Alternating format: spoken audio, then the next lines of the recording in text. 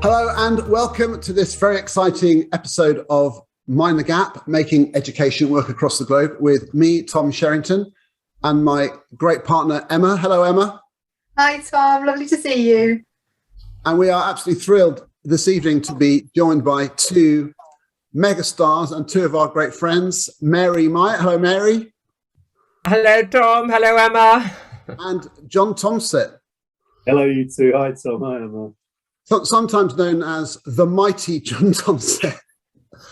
Anyway, that's just it, and it's great talking to you because we've wanted to talk to you. We've spoken to you both before, and because of you having recently collaborated on this incredible book, which we're going to talk about, we wanted to get you back on our program because it's proving to be a big success, and lots of people are talking about it. In fact, today on Twitter, I saw someone saying that it's the best education book they've ever read, and if even one person is saying that, you've got to think we did a good thing here. So we're going to come on to the book, but I want to start off by just saying to you,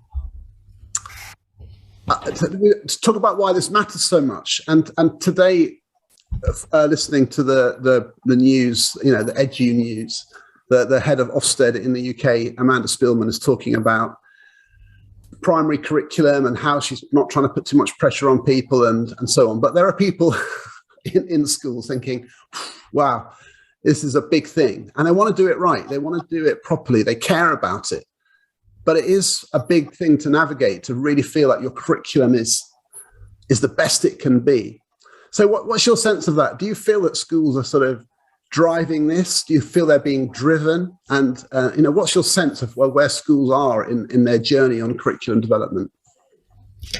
Yeah, so, I think it's really important to say that, the curriculum's not a new thing. I mean, I just hate this narrative in some quarters that, it's just landed just because it's, now part of the quality of education judgment. We've had a national curriculum since 1988, and a lot of it has been pretty good. So I think for most schools, it's about a matter of pacing themselves and fine tuning. And I think the only schools who would have had anything to worry about would have been the ones where in primary they just focused on SATs results and, giving children a diet of SATs practice in year 6, sometimes drifting into year 5. And those secondary schools, who are teaching children from year 7, the stuff and the skills development in inverted commas. But I think, I'm just a statistic of one, but I don't think that's a huge proportion. That being said, I think it's quite useful that as professionals we are having conversations about whether it's as strong, robust, as interesting as it could be. But my argument would be that we would be doing that because we're professionals, not because it's being driven by the inspectorate. So I don't know what your view is, John, from the schools you've been working with. Yeah, if I look at it from a personal point of view, really, having only retired 10 weeks ago, the conversations I had for writing Her were the best conversations I had with subject leaders in 30 years of line managing subjects. And much to my shame, so 17 of those 19 conversations with subject leaders we had for Her were with people not in Huntington School where I was at. So I was having the proper conversations about the curriculum with people I've never met before in the last 6 months of my 18-year headship career, which seems to be just criminal. And despite my protestations and your protestations that we're doing this work for a brilliant curriculum for the children, undoubtedly there has been something around the inspectorate that has spurred this interest in the curriculum on. And I keep coming back to my mantra, which is, what is a school if it's not what we teach children, and not what they learn.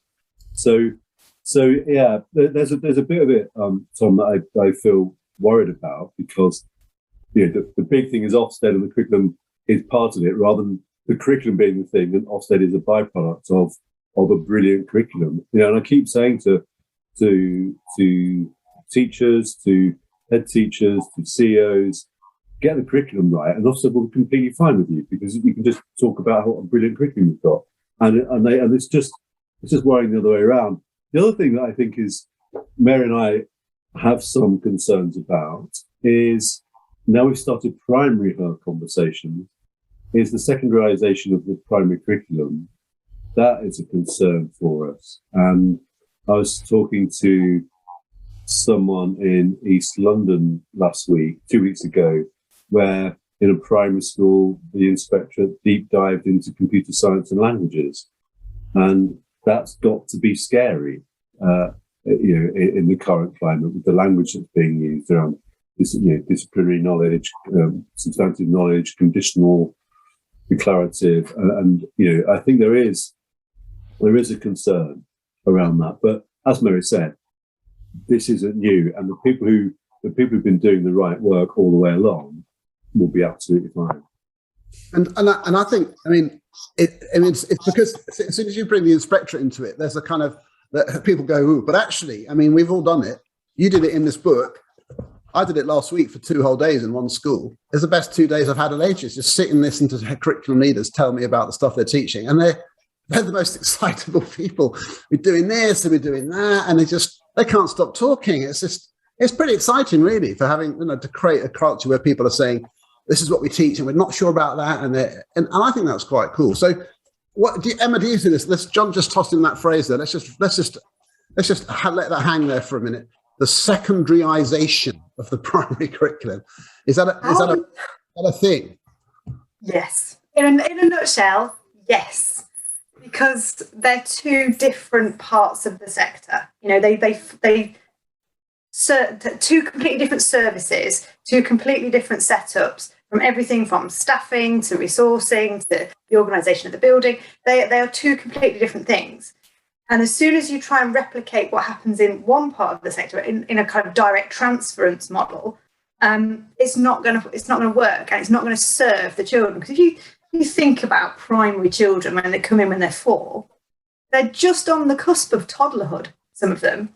And if you're then trying to do like subject-specific teaching with a child who can't yet go to the toilet properly a lot of the time, or put their own clothes on, or has no concept of number, it's really difficult. And I think that, yes, we want really high standards, and yes, we want rich curriculum, but what we can't do is say, this works really well in secondary, let's just pick it up and drop it into primary, because the children you're serving are at a different stage. And I do think it's a worry. And I do think there's massive pressure on primary schools, primary colleagues, because we haven't got the same setup that a secondary school has. And I do think it's driven predominantly by the inspectorate, because I wouldn't say we were happily pootling along before all this happened. We weren't. There was lots of work to do in the sector. It wasn't perfect. But with this really sharp focus on subject specialism at primary, it has kind of skewed what primary is about, in my mind. I don't know whether John and Mary feel similarly or differently now that they're working on primary Hull. So my concern is that just dropping the narrative in of the conversations around the curriculum and plonking it on primary really does distort thinking and does distort practice. So for one thing, I think it's fair to say as a generalization that most secondary schools are similar. They're structured in ways that have faculties, departments, and the only thing that really differentiates them are the number of pupils, but basically the structures are the same. When it comes to primary, you've got some primary schools. One of the ones in Walthamstow that is being considered for one of the mini Myatts has 950 children in there, bigger than some secondaries. And yet you've also got, probably on the edges of London, some schools where you've got mixed age classes. And so you've got that huge range. And then to place those similar expectations from one part of the sector onto another without finessing it, without making sense of it, because I don't think we can get away from the fact that children are entitled to the national curriculum, however that is constructed. But then to for some commentary, well, you go off and do this work in your departments. I mean, that is cutting out, 60% of the sector. And so it's just about taking those principles and making sure they're humane and nuanced for the sector, because my view is actually, for instance, some of those small schools with mixed age groups actually do some of the most sophisticated carousels and working on plans over several years, and the children do really well. And I'm actually using some of those insights to encourage all schools, whatever their size, to take those principles and develop work over time. And also it just seems to me to be insulting. Why again, I'm only a statistic of one, but my view is that a lot of the talk, certainly on social media, in terms of the books that are coming out, they are from secondary colleagues. And there's a kind of assumption that it just kind of works across. And I just think that's really patronising. I have seen some good stuff. I mean, so when I'm doing some work with Haringey, so I've been doing the walkthroughs sort of stuff, teaching and learning. And they're also working with Steve Mastin, who some of you know is a history teacher, and Christine Council, and they've been writing these amazing sort of booklets to support history, geography, and RE curriculum. And so, I go into a lot of lessons, and I see these booklets, and the teachers are using the materials, and they're feeling sort of tooled up. They feel like we've got some quality in the stuff here. Now they still have to do the job of making it their own, and then interpreting it for themselves, and making it feel like it's their curriculum. But when they have these kind of quality resources that have been really mapped through the whole of year 3 to 6, there's a journey that they know they're on that's been mapped by someone with expertise they couldn't all have. And because it's across lots of schools, they can talk about it to each other. And that to me seems like a really sensible thing, to sort of outsource some of that and create quality materials. Which my view is that provision is going to grow to meet that demand. Yeah, and it seems like a sensible thing, but it obviously can't feel like it's a secondary thing brought in. The topics aren't. I mean, if you're talking about the Indus Valley, it's not a secondary topic. It doesn't belong there, does it? It's got its home in that kind of. It's foundational in so many ways. But John, let's just hear, because you obviously between you had this idea to do her. And a lot of people, we've said it a few times, and maybe people listening to this thinking, what the hell are they talking about? So just for people who don't have any idea at all, what is it? And we've waved the book around. And what was the kind of origin of this? I think the origin of it came from a year ago, just over a year ago. A secondary head teacher asked me to do some work with him to hold his middle leaders to account for the curriculum. And my response to that was, how can you hold them to account for the curriculum if you don't know anything about it yourself? And it got me thinking really hard. And it really did rebut his approach in a way. And I ended up working with him a lot, but in a completely different way to how he anticipated. And it just made me start thinking about that issue that I've had. And I call myself a chocolate teapot, because I've line managed for the last 8 years. I've line managed departments for 30 years. Right? I've been a senior leader for 30 years. And all I've ever talked about is data in that time. I've never talked about the curriculum in that time. And I've left it up to them, and I've never really had a conversation about it. And so I line managed languages for the last 8 years. And the head of languages at Huntington Cherry Bailey's got a double first in Cambridge in German and Russian, and I got CSE grade 1 in German from 1980. Right, so I know if I went to Zugnack, Brighton, means I travelled to Brighton on the train. I don't know much more than that about German. So in two ways, that's a problem, because I cannot encourage her to look at other texts or anything around German, and then I have to believe everything she says about her curriculum, because I can't challenge it. And so I emailed Mary back in February and said, I've got this idea for a book. It would be the subject leader's guide to the curriculum for senior leaders. That was the kind of what it says on the tin. And so Mary had a brilliant idea of saying, well, why don't we interview people? We can put the Zoom videos up on my video channel on Myatt & Co. And we get them transcribed by the elves in the attic, in the Myatt attic. And then you can pare them down from 10,000 words to 3,000 words. And then we'll do a couple of other things, and we'll call it a book. And the interviews were just amazing. They were tremendous. And we interviewed really heavily through the spring term, and then 90 minutes, evening after evening. And the subject leaders, every single one of them enjoyed it. Every single one of them said their subject was the most important in the curriculum, obviously. And we also interviewed 2 senior leaders. And what was great about it was when we got to the end of it, and it felt like this was really going to be something good. Mary, classicist by trade and marketeer by trade, said, we need a cracking title for it. So I was reflecting on the fact that every single person we interviewed said that developing the curriculum is a never-ending process. And we very started using the phrase, the never-ending story of the curriculum. So I suggested Janus-based conversations, the Janus, the God with 2 faces by Janus for January, the Janus curriculum conversations, and she kind of liked that. But I know well enough now to know she was a little bit lukewarm about it. So I looked up the God of Endlessness, who happens to be her.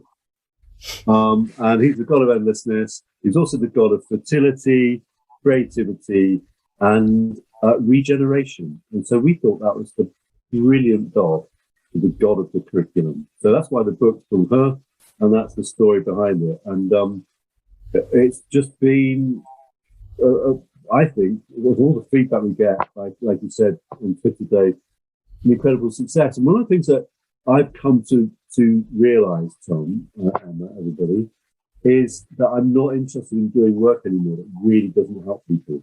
Right? I can write books on leadership, but I'm not sure how massively useful they are. And the last book I wrote on leadership for Staff First has lots of practical stuff in it, rather than theorising and having a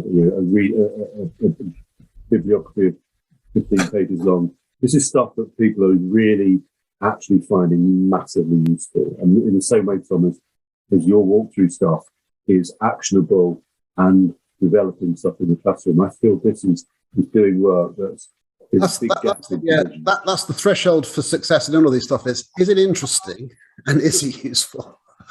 Some things are interesting but not very useful, and some things are useful but not very interesting. This definitely is a double hit.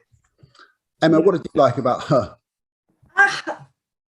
I do really enjoyed the fact that it was talking to people kind of on the ground, doing the job. They're actually day in, day out, actually delivering on this, that it's not been written in some ivory tower somewhere. This is on the ground. But what I've really wanted to ask Mary and John since I found out about the book is you've spoken to all these people who have kind of like shouted about their subject, got their platform for it. But in terms of your learning from your interactions with these people, what was the thing that you thought, I wish I'd known this ages ago, or I wish I'd looked at this subject or this in this way?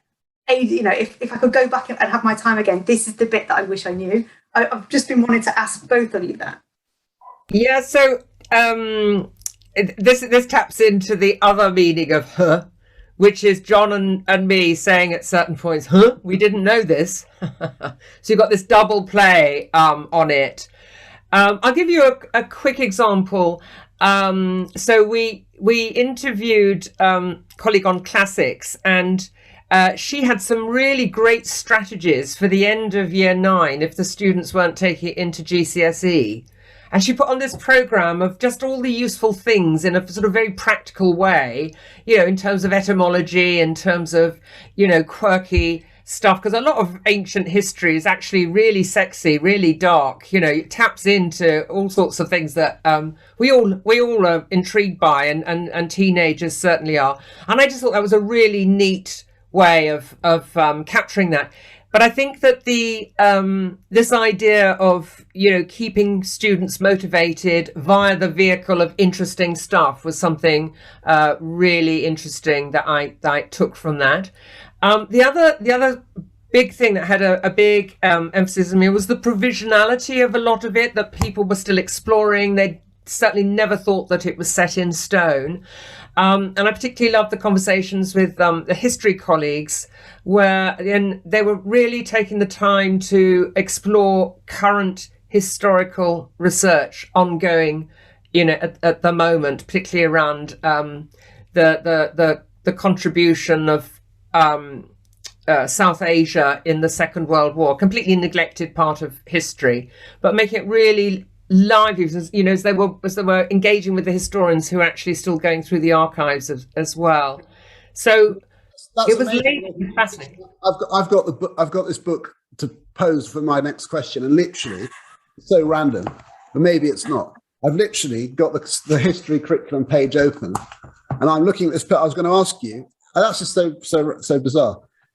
It's one of the favourite inquiry questions I've seen in the curriculum. It's Year 8. How has the historian Yasmin Khan used evidence to reach conclusions about experience of the Second World War? So that's the thing I got as well. It's like, it's just a brilliant insight into thinking this is what curriculum could be. This is what curriculum could be. Yeah, and it's so engaging for the adults. Not that we're doing it for the adults, but as you're teaching it, it's riveting. But also it's drawing the children in because they recognise the provisionality of some of this and how people come to conclusions. But I think the interesting thing to respond to there, John, in relation to that as an inquiry question, it being really strong, really robust, because there's a lot of flaky thinking around inquiry questions, which can be incredibly powerful, very fertile. But too many of them have the answer implied in the question. It's like, so for instance, very low level one, but why is it important for Muslims or Jews or Christians to go to their place of worship? Well, is it? Can't you be a Christian and not go to a church, etc.? There's this implied thing that is in the title is already going there. And you see quite a few in history as well that have just not been properly thought through. Whereas that kind of really open-ended, engaging, authentic kind of question is just going to lift the lid off the experience for those students. So, John, was there anything that you were really surprised by? Because that was a great question from Emma.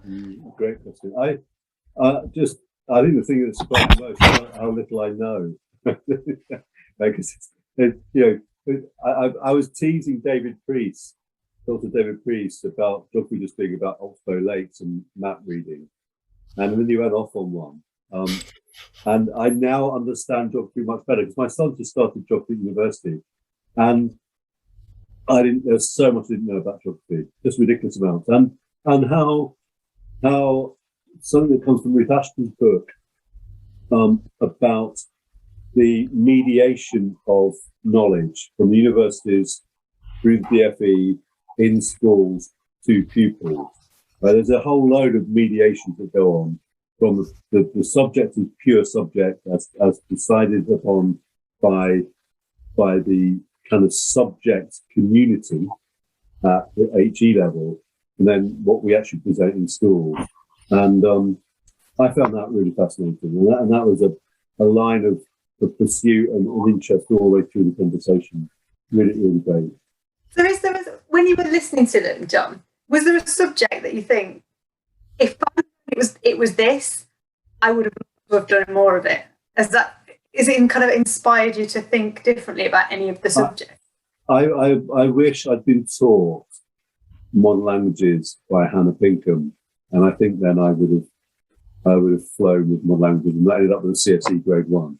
Right? Because she made it so attractive and so accessible in the way she designed the curriculum. She eschewed everything I'd ever seen.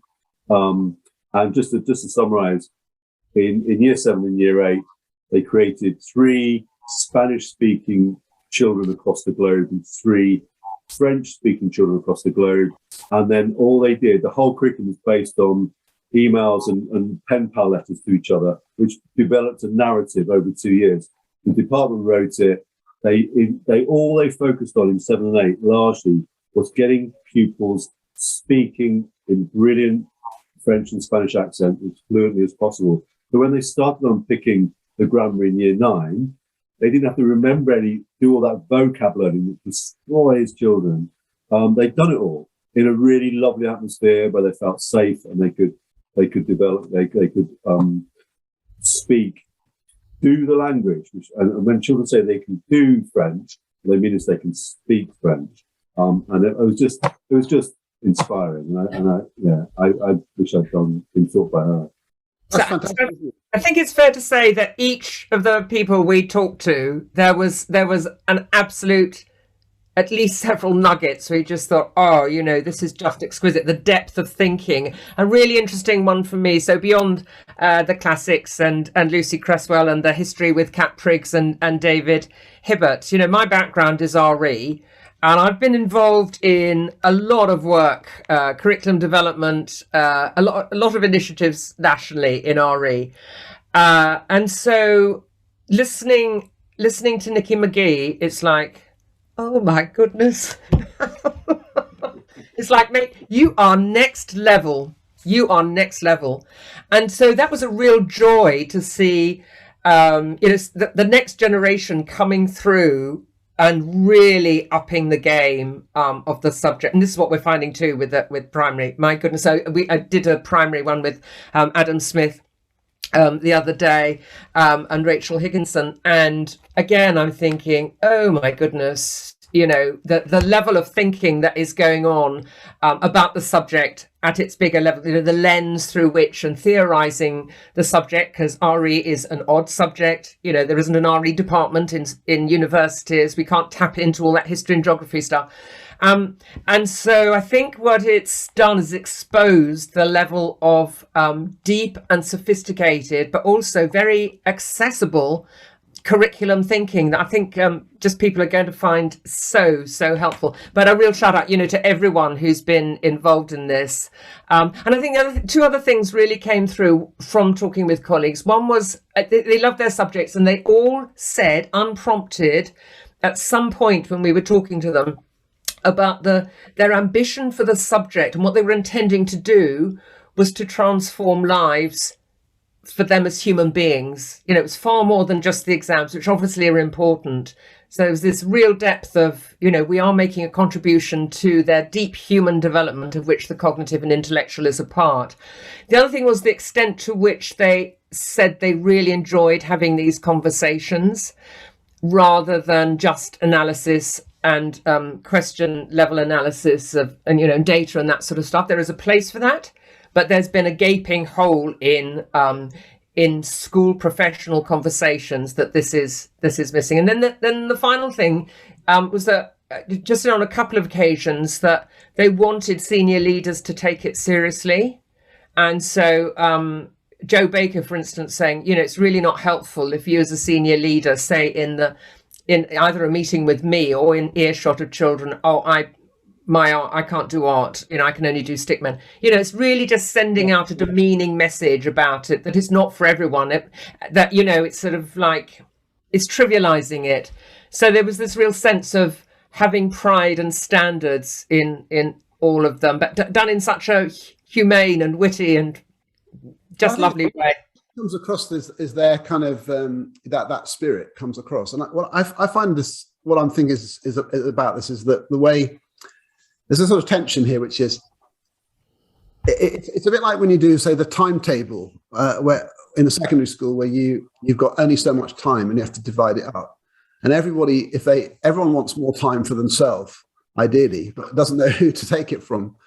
And there is this feeling, this sort of double-edged thing of being part of a whole and championing your subject. And I love that. I kind of love a feisty head of department who's saying, my subject matters. But at the same time, there is a sort of give and take, and there are whole issues about the status of the arts and things. So then you've got a leader's job. This is what I'm interested in, is if you're a leader, if this is your curriculum too. And so how do you find this came through, do you think? Like, if I'm the head of a school, I've got this person wanting to do this stuff, but it's also my school and it's our school, and it kind of belongs to more than just these people. Does that come through to you? Do people sort of respect that, or do they feel they should be kind of left alone to make these choices in their silo? Did you have that? Did you have any thoughts about that, John? I think they were really keen for school leaders to be involved in the conversation. That's absolutely where they were about it, and the idea that they in every chapter they gave us 3 things each senior leaders should read about each subject to gem themselves up on the subject. And the thing that Mary and I have been saying all along is that this is a 2-way process. I think the subject leaders have a responsibility to educate the senior leaders, and senior leaders have a responsibility to do the work. Right? They've got to do the work. And in that way, then it's a collaborative process. There's not holding to account. It's like working together to create the best curriculum we can, right? And it just I've been saying to lots of senior leaders across the country, you need to reframe your idea of what your role is as a senior leader. And you're a co-collaborator on the curriculum, not a holder to a counter. And all this, the language of holding to account has no place in this curriculum development work. It's how can we educate each other and get excited about the work we're doing and the curriculum that we're developing. There's this thing of what I think is interesting is it's like opening up a box. So when the stuff like it's like a series of revelations, and the summary sort of the sample curriculum at the back of each chapter is almost just like a sort of, obviously you have to read the chapter and then it makes sense. But I do think Martin Robinson has this quite neat idea about, just in terms of teaching, how comparing things helps you learn about two things. So if I'm looking at one painting, I can study it and think I know stuff about it. But when I look at another painting next to it, it's in comparison that I can say, oh, okay, now that tells me something about not just the new painting, but the other one as well. And I feel like this is what's happening to me when I'm reading this. I'm thinking, oh, why have they put, curious incident in year 8? What's going on here with, they still teach of mice and men in that school, but they do Hunger Games and Billy Elliot. This is so interesting. And I haven't seen that before. And it's the comparison. And that to me feels like a sensible general idea that lots of people ought to be doing, is looking around to see, this is what tests out your thinking, doesn't it? And it's just brilliant material for that. Yeah, and I think the particularly in that English one, that they're very clear, Mandy Lawson and her colleagues, that they're starting off with text that are doing two things. One is taking children beyond their context, which they all need to do, but a particular issue in her part of the country, but then also honouring the local context as well. And so one of the things they're doing with those texts about, you could have conversations about, worth and all the rest of it, but they build around each of those some really sophisticated extended reading built on those themes, and that is really extending the repertoire for those pupils. So it's way beyond just those texts, and pre-prepared booklets which have been collated by and collaborated on by the staff. And I have to say, I was a bit concerned about us putting individual plans in there, in that I thought there might be some pushback, or people say, I wouldn't do it like this one. But it's not been the case. People have used them, as you say, for stimulus, for discussion. They're all strong in their own terms in any case, but people have taken them in the spirit in which we've offered them. Everything's provisional, everything's work in progress, but it's so helpful to see other examples. And nobody wants a blank piece of paper. It's always easier to edit someone else's work than it is to come up with it yourself. And that English one is really interesting because they've got Skellig in the scheme, and there's a passage in the book with Mandy Lawson says, I'll get slaughtered about Skellig because it's often seen as a primary school text rather than a secondary school Key Stage 3 text. And it's made me think a lot about text and choice of text for English. So I do a little bit now where you might look at a curriculum and you might find in the middle of year 8 the novel is either Skellig or Animal Farm or Hard Times, right? And you can ask the question, well, which is the most challenging, rich, knowledge rich? And and the macho amongst people might say, well, we're doing Hard Times, Dickens and that. But if you teach Skellig in a way that emphasizes biblical and classical allusions, and you have texts like Mrs. Midas around it by Caroline Duffy, it also exemplifies one of the 7 ways of telling a story in narrative structure, then that's a really good text in there because you're teaching things that is rich and challenging and demanding. You might have Animal Farm, and you might think that's about right, but you might teach it as a fairy tale. They just fall in love with the horses and get upset when they die. If you don't teach all the context around it, it's a nightmare. And then you might teach Hard Times because you're thinking it's a challenging curriculum. I've got GCSE Christmas Carol coming up, and you might completely kill Dickens for every kid in the classroom and make it a disaster when they get to year 10. So it also depends upon how you teach the stuff and the approach you take, not just on a side of A4. Oh yeah, we teach that then. How you teach it, how you assess it, All those things are really important too. So it's made me think about something that Christine Council talked about not just where something is on the curriculum, it's also about how it connects with other stuff they've done, how they build, as you would say, Tom, their schema up across, and the interplay of incidents across the curriculum. I'm just fascinated by now. It's just occurred to me just now that obviously in secondary with single subject teaching, that lack of interconnectedness opportunity as well we have in primary to do that. When you say reading around the subject, and we're thinking, topic isn't really bad rap in primary. But actually, Emma, I've been blown away by the primary conversations I've had so far. So Lekha Sharma on the curriculum spine that goes through that was just phenomenal. All the different literature texts on which they hang the curriculum. And then last night with Neil Allman, that's something we began with by saying how different primary is to secondary. Trying to get my head around being the kind of the conductor of all the different strands of writing, right? So scribing, phonics, knowledge, all those things that you're just trying to get into place in a class of 30 that mean by the end of year one, children can write a sentence. It's just mind-blowing what you have to do. Let's formalize this bit here, because I feel like we need our listeners to get up to speed here. What's going on here with the primary her? Emma, break the news. Oh no, it's not my news to break. It's Mary's and Tom. Mary, go on. Tom's to break, sorry. I'll let Mary explain it. I think almost as we were finishing it, we thought, while we'd had a lot of feedback from primary colleagues that they'd found her very interesting, even though that we had focused the conversations around Key Stage 3, because John and I wanted to unpack the idea that Key Stage 3 is the intellectual, or should be the intellectual powerhouse of the school, and then into Key Stage 4.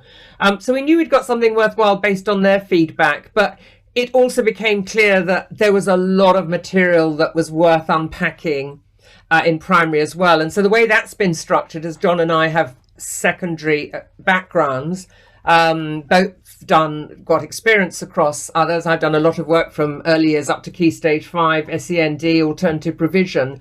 But nevertheless, it's not in my DNA. I have to say, if I had my time again, I'd train as an early years teacher.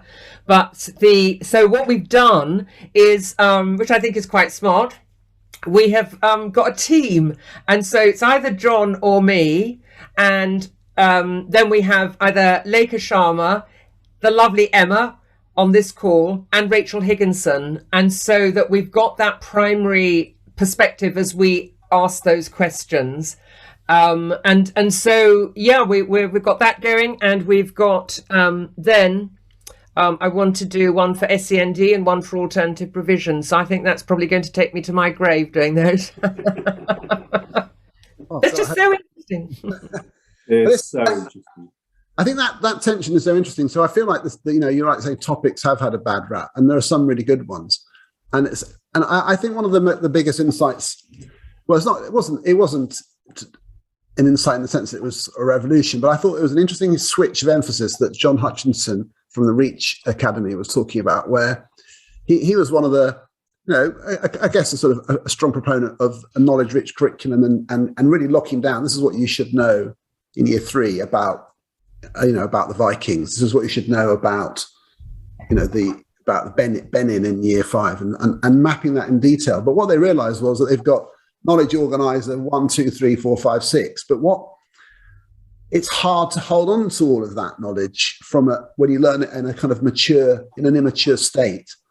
You need to form something more secure that's bigger than all of those individual things, to something. The spine of that is more important than the individual bits. And now they're thinking, what's the spine? And the knowledge organizer details sort of hang off that.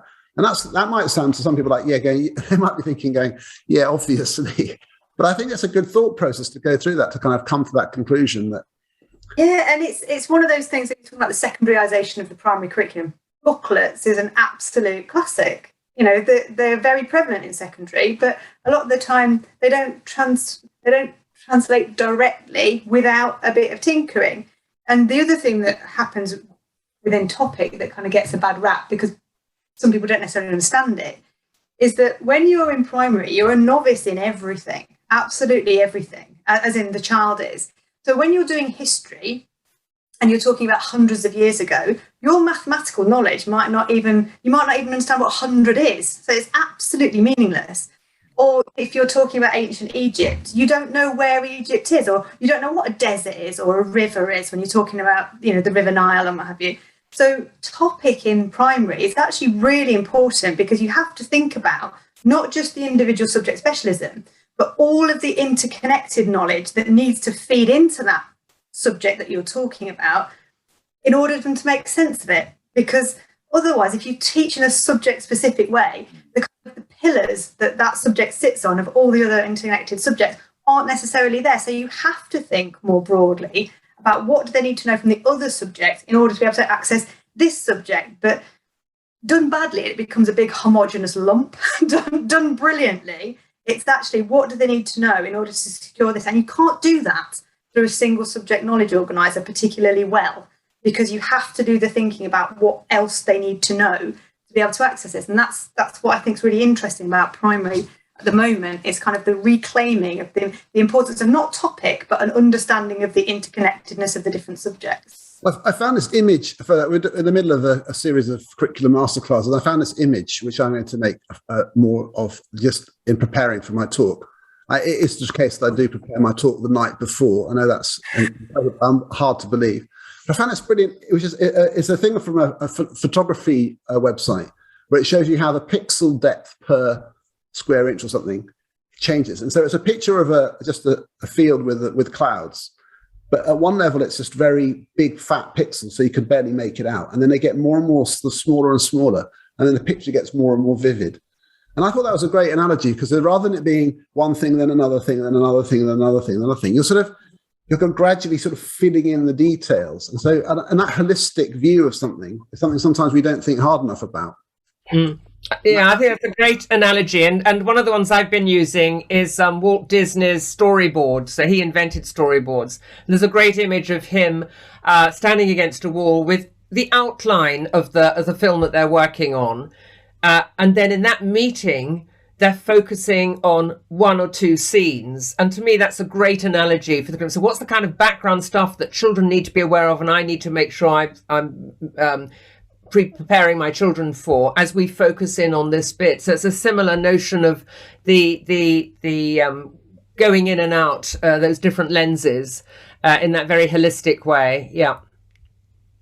So I'm looking forward to.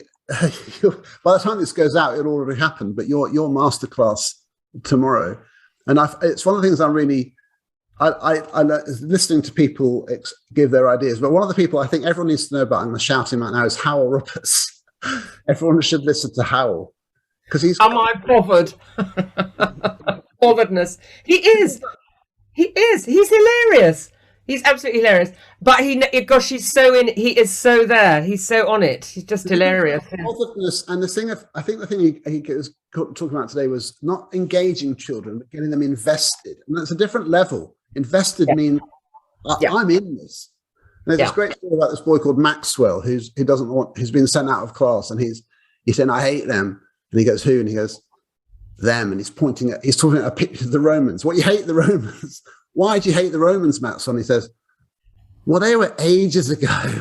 He hasn't yet understood the significance of them, so he doesn't know why he should be interested. And it's all about getting Maxwell to be bothered about the Romans.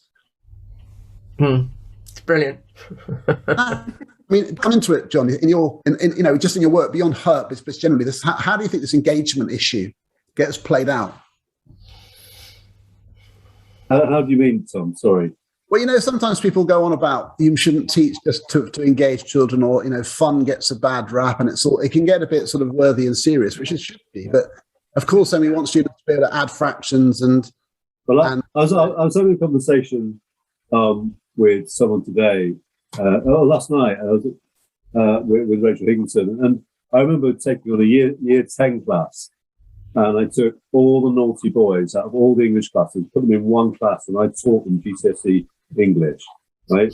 From the middle of year 10 all the way through. And they were the naughtiest boys in the school. And I don't know if you remember the English GCSE A2A booklets. And it was a short story booklet. And there's one called My Polish Teacher's Tie. So I went down to the Polish deli in town, got all this food, got the chef, got the kitchen staff to cook it for us, because I'd had them immediately after lunch, and we had a big Polish lunch, and it made no bloody difference. They still hated it. I mean, so all that effort to try and engage them. So then I thought, well, I'm going to pack that away, because that was a waste of time.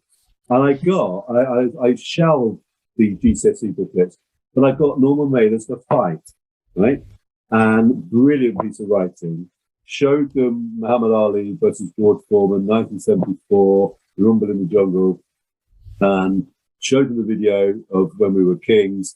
I got them to write a piece of writing which we published in the booklet. They were either Ali or Foreman, and they had to write the fight from their perspective, and we produced some amazing stuff. And then we went back to the short stories, and they lapped it up, right? Because I engage them not through entertainment, but doing really engaging, rich curriculum stuff. And that, to me, is the heart of engagement.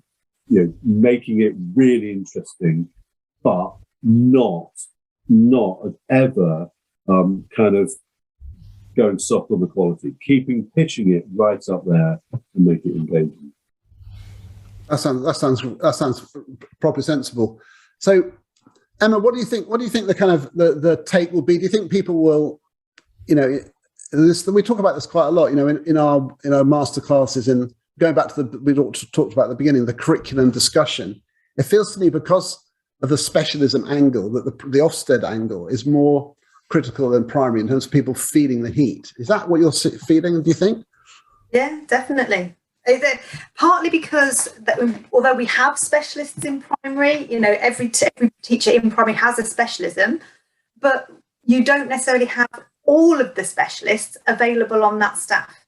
And also, if you're leading a subject in primary, you don't necessarily get given the subject that is your specialism. Yeah, and you may be leading multiple specialisms. So you may be leading, you know, last time I was teaching, I was leading upper key stage 2 literacy, maths, science, and assessment. So I was all at the same time whilst full-time class teaching. So they do feel the pressure in primary. We do feel the pressure because we're subject to the same external accountability measure with the same framework, yet we haven't necessarily got the same sort of subject experts to tap into day to day. And we're not necessarily leading a subject that's our particular specialism. And we don't necessarily have any release time in which to do it at all, ever. And then in terms of time budgets in school, you know, if you've got 30 staff meetings a week and you lead the science department, you can notionally, for 30 of those meetings, look at science. Whereas in primary, you've got the same 30 meetings, but spread between 10 different subjects. So yeah, primary colleagues do really, really feel the heat, because there's all of that they're meant to be doing about curriculum and subject specialism. And also then still doing what we were always doing in primary about early reading, early maths, social development, child development. All of that is still needing to be going on. So it's hard at the moment in primary. That is basically, it's really hard. People are feeling like they have a huge job of work on to do things that they are not necessarily given the time or the space to be able to do a really, really good job of it, when they could do a great job of it, but there's not the time, there's not the space, and there's not the expertise to tap into on a day-to-day basis. So it's tricky at the minute in primary, really tricky. And I think we just need to get it into proportion, don't we? Because there's so much great work goes on, and I go to primary schools all the time and see just really interesting stuff. I was in a school the other day where they're talking about Plato, and it was just this is great. You've got year 4 sort of talking about what does a philosopher do, and it's creative and it's interesting. So you feel like we should find a sweet spot of just people feeling they've got the energy and they've got the support to be creative without it feeling like it's excessive pressure. Mary, it doesn't seem like to me that seems unrealistic, unreasonable. So why does it to make it fun? Yeah. So I think there needs to be a reappraisal of actually what's expected to be taught from the national curriculum in primary. I mean, some of the subjects they could do with more information about what needs to be taught. I'm looking at art. And the only one that's seriously over bloated, and even then I think it's manageable, is history, and that's because Michael Gove got his mitts on it. But that needs to be taught across a whole key stage. And I think people look at it and think, gosh, that's an awful lot. Yeah, well, it is an awful lot if you're trying to do it all, thinking you've got to do it all straight away. So my view is, and a lot of my work is around underpinning it by the big ideas and concepts, not worrying if there's a bit we don't end up teaching, because nobody's going to die. It's better that children have a fewer things in greater depth underpinned by the concepts and the big ideas. So they've really got a grasp and a grip on it. And Christopher Such is very good on this. They just pull together the stuff that's really, really important. And I do think it is possible with some creative thinking and some creative planning. But, I've done extended pieces on that and what that might look like. A unit on science, program of study in year 6 on evolution, a whole thread, a bit of a reading spine from early years, although it's not the national curriculum as we know, through Key Stage 1 and Key Stage 2, based on just 3 texts and colleagues working together to really nail it. So I think it's about reassuring people, just do a few things really well, and that will be cumulative over time. And reading being at the core of that, I guess. I mean, so many people we've had on our program, Sonia Thompson, most recently Alex Quigley, they get like table thumpingly and evangelical about reading and the skill and the will, as Sonia puts it, getting children to want to read, but also being able to read, and how that's bigger than anything. I mean, and those insights, underpinning new material with high quality text. And I know we're about to finish, but I just need to share this with you. Based on that Sussex faster reading research, with a real ramping up of pupils' reading ages in a trial in year 8, small trial, questions around it, but the thread is being replicated elsewhere.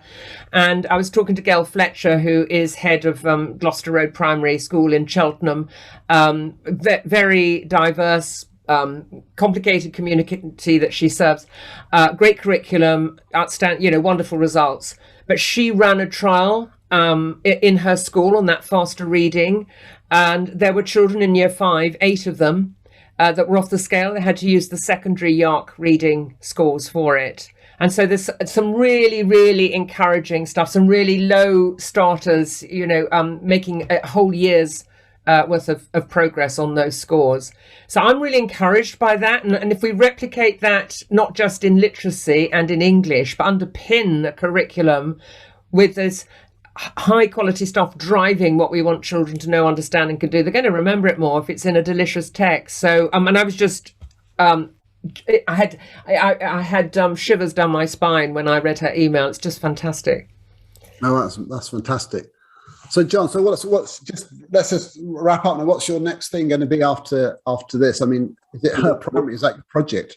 Her primary is a massive project, yeah. And I'll be soon receiving emails with 10,000 words transcriptions to boil them down again for chapter after chapter. We've done 5 interviews already, got the 6th in about an hour's time with Sophie Merrill about art in the primary curriculum.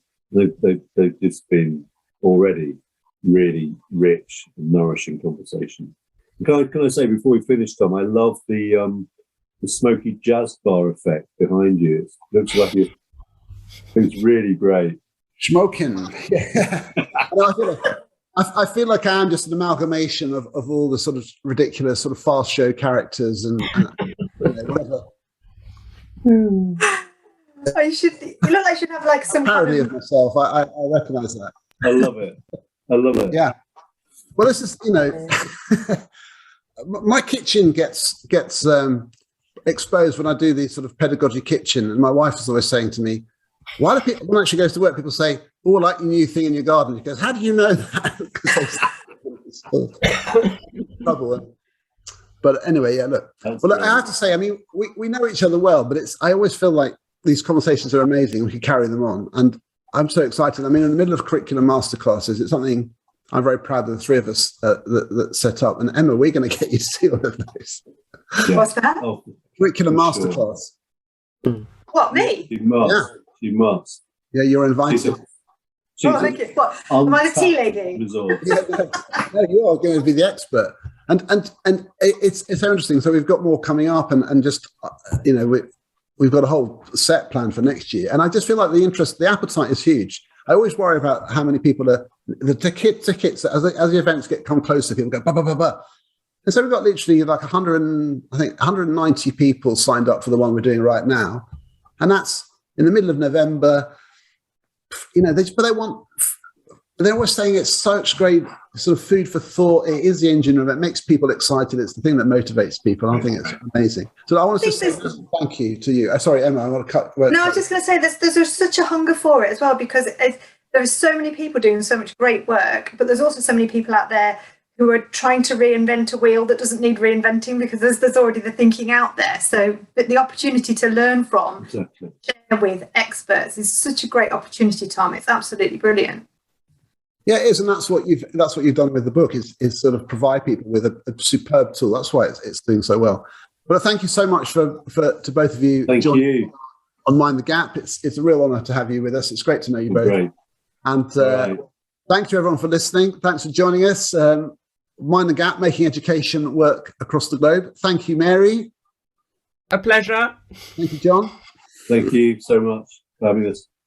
And thank you again to Emma. Thank you, Tom. Okay, so see you, everybody. See you next episode. We've got Peps McRae coming up after this in a couple of weeks, and he's a great person. Keep tuned in, and thank you so much for listening to our podcast. See you soon. Thank you.